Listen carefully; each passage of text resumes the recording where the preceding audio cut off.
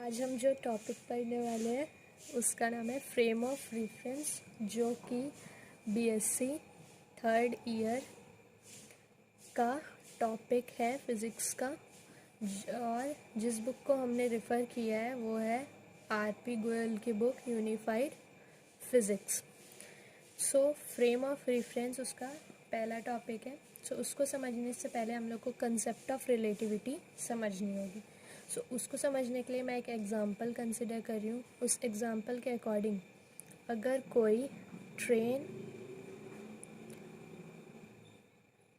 Train 60 kilometre per hour की speed से left direction में जा रही है, सो उसको ऑब्ज़र्व करने के लिए 3 ऑब्ज़र्वर हम कंसिडर करेंगे।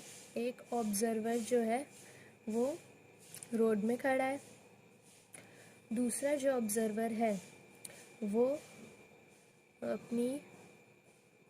स्कूटर में है,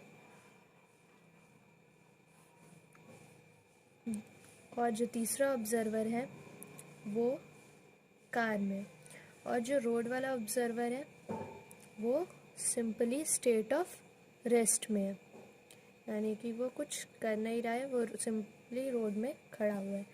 और जो स्कूटर से जा रहा है वो भी लेफ़्ट की डायरेक्शन में जा रहा है with the speed of 30 kilometre per hour. और जो ऑब्ज़र्वर कार में है वो अपोजिट डायरेक्शन में जा रहा है ट्रेन के, और वो जा रहा है 20 किलोमीटर पर आवर की स्पीड वेलोसिटी या स्पीड से। सो जो कंसेप्ट है रिलेटिविटी का वो ये है कि जो ऑब्ज़र्वर रोड में खड़ा है, जो ऑब्ज़र्वर रोड में खड़ा है उसके लिए जो ट्रेन की स्पीड होगी वो होगी 60 किलोमीटर पर आवर। और जो ऑब्ज़र्वर स्कूटर में है उसके लिए जो ट्रेन है वो कितने की स्पीड से जाएगी, that is 60 kilometre per hour minus 30 kilometre per hour. Minus इसलिए किया जा रहा है क्योंकि दोनों जो हैं वो सेम डायरेक्शन में जा रहे हैं। सो द स्पीड जो स्कूटर में जा रहा है उसको जो स्पीड लगेगी ट्रेन की वो कितनी लगेगी, 60 minus 30 that is 30 kilometre per hour. और जो ऑब्ज़र्वर कार में है वो 20 किलोमीटर पर आवर की स्पीड से जा रहा है, तो उसके लिए जो ट्रेन होगी वो अपोजिट डायरेक्शन में ट्रेवल कर रही है। सो जो रिलेटिव मोशन होगा बिटवीन द ट्रेन एंड जो कार में ऑब्ज़र्वर है उसके बीच में वो कितना होगा, 60 kilometre per hour plus 20 kilometre per hour plus sign इसलिए लगाया गया क्योंकि दोनों का डायरेक्शन जो है वो अपोजिट है। सो जो कार में ऑब्ज़र्वर बैठा है उसके लिए जो ट्रेन होगी वो कितनी स्पीड से मूव कर रही है, 80 किलोमीटर पर आवर की स्पीड से। सो यही था कंसेप्ट ऑफ रिलेटिविटी। इसके बाद हम देखते हैं फ्रेम ऑफ रेफरेंस का डेफिनेशन।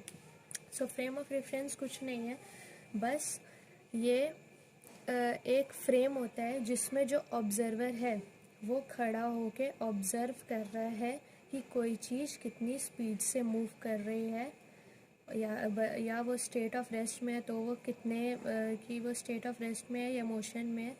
सो जो फ्रेम में खड़ा होकर ऑब्ज़र्वर ऑब्ज़र्व करता है उसी को बोलते हैं फ्रेम ऑफ रेफरेंस, यानी कि जिस फ्रेम में ऑब्ज़र्वर खड़ा होकर रिफ़र कर रहा है किसी के स्टेट ऑफ रेस्ट या स्टेट ऑफ मोशन को, उसको बोलेंगे फ्रेम ऑफ रेफरेंस। सो इसका डेफिनेशन है कि frame of reference of a coordinate axis system with respect to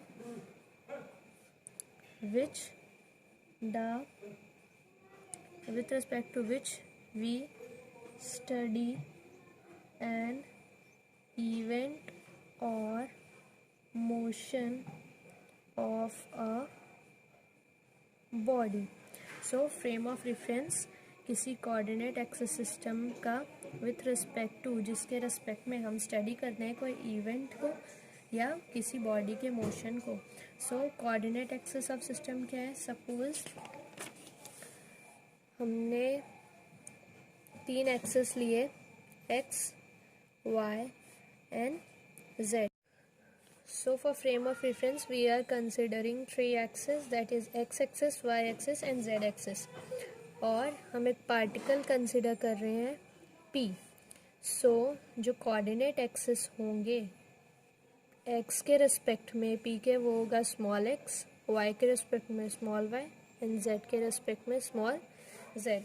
सो इसी के बेसिस पे हम लोग फ्रेम ऑफ रेफरेंस को किसी भी पार्टिकल का फ्रेम ऑफ रेफरेंस जो है वो हमने देखा था कि कोऑर्डिनेट एक्सिस सिस्टम की मदद से हम लोग किसी भी फ्रेम ऑफ रेफरेंस के कोई भी इवेंट या मोशन ऑफ द बॉडी को क्या कर सकते हैं, स्टडी कर सकते हैं.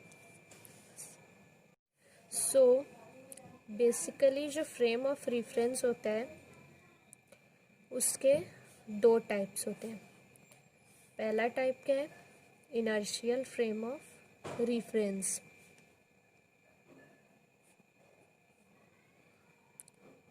और दूसरा है non inertial frame of reference.